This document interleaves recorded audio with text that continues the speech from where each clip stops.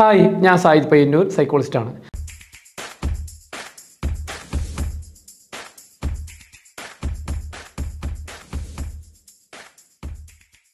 Narcissist എങ്ങനെയാണ് ഒരു ഇരയെ സെലക്ട് ചെയ്യുക? അവരെല്ലാവരെയും സെലക്ട് ചെയ്യില്ല, ചില ആൾക്കാരെ മാത്രമേ സെലക്ട് ചെയ്യൂ. അതിന് ചില ഗുണങ്ങൾ ഉണ്ടാവണം. പ്രധാനപ്പെട്ട ഗുണം എന്ന് പറയുന്നത് അവർക്ക് കൃത്യമായി നാർസിസ്റ്റിക് സപ്ലൈ ഇവരെ കൊണ്ട് കിട്ടണം, അതായത് ഇരകളെ കൊണ്ട് കിട്ടണം. അങ്ങനെയുള്ളവരെ മാത്രമേ സെലക്ട് ചെയ്യൂ. ഇന്നത്തെ വിഷയം എന്ന് പറയുന്നത് ആരൊക്കെയാണ് ഇവർ സെലക്ട് ചെയ്യുക, എന്തുകൊണ്ടാണ് ഇവർ സെലക്ട് ചെയ്യുക എന്നുള്ളത് നോക്കുക എന്നതാണ്. ഒരു നാർസിസ്റ്റ് ഒരിക്കലും ദുർബലരെ ലക്ഷ്യം വെക്കൂല, മറിച്ച് ഉയർന്ന മൂല്യമുള്ള പ്രകാശമുള്ള വ്യക്തികളെയാണ് സെലക്ട് ചെയ്യുക. കാരണം തിളക്കമുള്ള നല്ല വിളക്കിനെ കെടുത്തുമ്പോൾ എന്ത് സുഖം ഉണ്ടാവും? അപ്പം അങ്ങനെയുള്ള തിളക്കമുള്ള ആൾക്കാരെയാണ് അവർ സെലക്ട് ചെയ്യുക. അങ്ങനെയുള്ള തിളക്കമുള്ള ആൾക്കാർ ആരൊക്കെയെന്ന് നമുക്ക് നോക്കാം. ഒന്നാമത്തെ എന്ന് പറയുന്നത് എംപാത്തുകളാണ്. ഹയർ എംപാത്ത്സ്. മറ്റുള്ളവരുടെ വികാരങ്ങൾ സ്വന്തം വികാരങ്ങളായി അനുഭവിക്കാൻ കഴിവുള്ളവരാണ് ഇവർ. അതുകൊണ്ട് തന്നെ നാർസിസ്റ്റുകൾക്ക് ഏറ്റവും വേണ്ടപ്പെട്ടവരാണ് ഇവർ. എംപാത്തുകൾക്ക് മറ്റുള്ളവരുടെ അമിതമായി കരുണയുണ്ടാവും.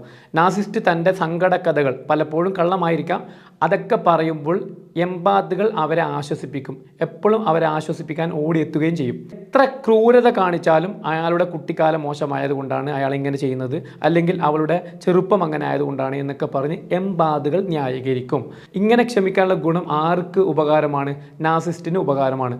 അതുകൊണ്ട് തന്നെ എംപാത്തിനെ ഇവർ വിടുകയില്ല, എംപാത്താണെങ്കിൽ ഇവരെ വിട്ടിട്ട് പോവുകയില്ല.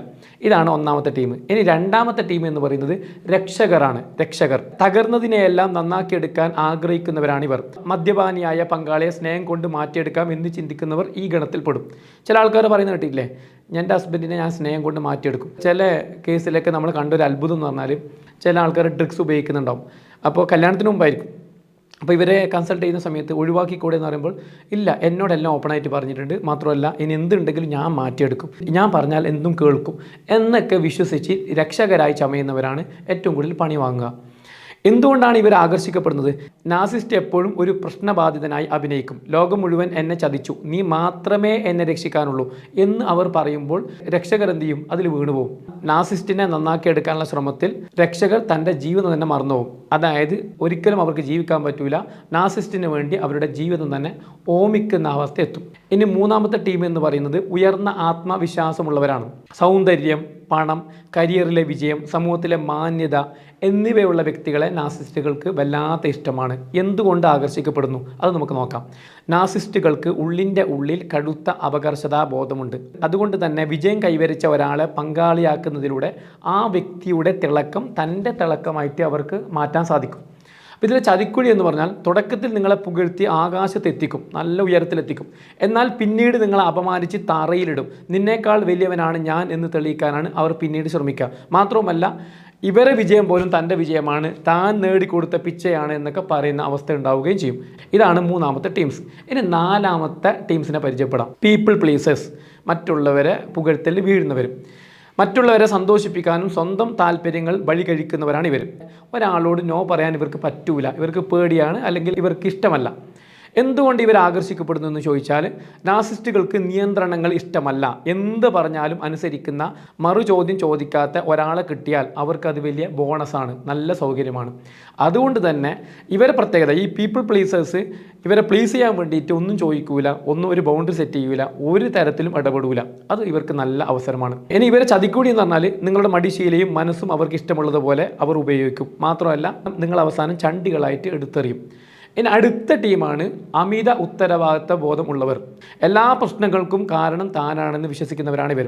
ഒരു തർക്കമുണ്ടായാൽ ആദ്യം മാപ്പ് ഇവർ പറയും. അപ്പോൾ ഇങ്ങനെയുള്ളവർ എന്തുകൊണ്ട് ആകർഷിക്കപ്പെടുന്നു? നാർസിസ്റ്റുകൾക്ക് ഒരിക്കലും സ്വന്തം തെറ്റുകൾ സമ്മതിക്കില്ല. അവർ സ്വന്തം തെറ്റുകളുടെ ഉത്തരവാദിത്വം ഏറ്റെടുക്കുകയില്ല. അപ്പോൾ അങ്ങനെ ഏറ്റെടുക്കുന്ന ഒരാളെ കിട്ടിക്കഴിഞ്ഞാൽ എന്ത് ഉപകാരമാണ്? മാത്രവുമല്ല എല്ലാം അവളുടെ തലയിലിടാം, അല്ലെങ്കിൽ അയാളുടെ തലയിലിടാം.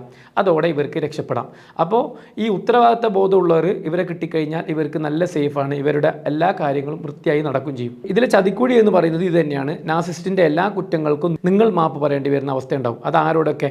നാർസിസ്റ്റിനോടും നാട്ടുകാരോടും കുടുംബക്കാരോടൊക്കെ നിങ്ങൾ മാപ്പ് പറയേണ്ട അവസ്ഥ ഉണ്ടാവും. ഇനി ഏറ്റവും ലാസ്റ്റത്തെ ടീമാണ് ശുഭാപ്തി വിശ്വാസികൾ, എപ്പോഴും ഒപ്റ്റിമിസം ഉള്ളവർ, നാളെ എല്ലാം ശരിയാകും, അയാളുടെ ഉള്ളിൽ ഒരു നല്ല മനുഷ്യനുണ്ട് എന്ന് വിശ്വസിക്കുന്നവർ. എന്തുകൊണ്ട് ഇവർ ആകർഷിക്കപ്പെടുന്നു? എത്ര വലിയ ഉപദ്രവം നേരിട്ടാലും നാർസിസ്റ്റിനെ പഴയതുപോലെ സ്നേഹിക്കുമെന്ന പ്രതീക്ഷയിൽ ഇവർ ഇങ്ങനെ മുന്നോട്ട് പോകും. അതായത് പണ്ട് എന്നെ സ്നേഹിച്ചിട്ടുണ്ട്, അതുകൊണ്ട് ഇനിയും സ്നേഹിക്കും. ആ സ്നേഹം ഉള്ളിൻ്റെ ഉള്ളിലുണ്ട്, അത് പുറത്ത് പ്രകടിപ്പിക്കാൻ പറ്റാത്തതാണ്. അല്ലെങ്കിൽ ചില സാഹചര്യം കൊണ്ട്, എൻ്റെ അടുത്തുണ്ടായ വീഴ്ച കൊണ്ട്, അങ്ങനെ പല കാരണം കൊണ്ട് സ്നേഹം പ്രകടിപ്പിക്കാത്തതാണ്. എന്തായാലും ആ സ്നേഹം അവിടെ ഉള്ളതുകൊണ്ട് അതെനിക്ക് ലഭിക്കുക തന്നെ ചെയ്യും എന്നുള്ളൊരു ശുഭാപ്തി വിശ്വാസം ഇവർക്കുണ്ടാവും.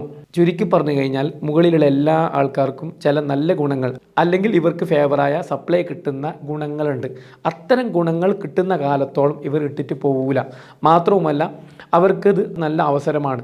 അവരുടെ എല്ലാ തെറ്റുകളും മറച്ചു പിടിക്കാൻ ഒരു കവചമാണ് ഈര. ഇതുകൊണ്ടൊക്കെ തന്നെയാണ് പല നാർസിസ്റ്റ് ചെയ്യുന്ന വൃത്തികേടുകളും ആദ്യകാലത്തൊന്നും ആരും അറിയാത്തത്. കാരണം ഈ പറയുന്ന ആൾക്കാരൊക്കെ അതിനെ സഹിക്കും, ക്ഷമിക്കും, വിട്ടുവീഴ്ച ചെയ്യും, പ്രതീക്ഷിക്കും, പല കാര്യങ്ങളും ചെയ്യും. ഇതൊക്കെ ഇവർക്ക് നല്ല വളമാണ്. അങ്ങനെയുള്ളവരെ നോക്കിയിട്ടാണ് ഇവർ സെലക്ട് ചെയ്യുന്നത്. നിങ്ങൾ അങ്ങനെയുള്ളവരാണെങ്കിൽ മാറാനുള്ള ശ്രമം നടത്തിക്കോളൂ. അല്ലാത്ത കാലത്തോളം നിങ്ങൾക്കും അതിൻ്റെ ബുദ്ധിമുട്ട് അനുഭവിക്കേണ്ടി വരും. വീണ്ടും കാണാം. നന്ദി.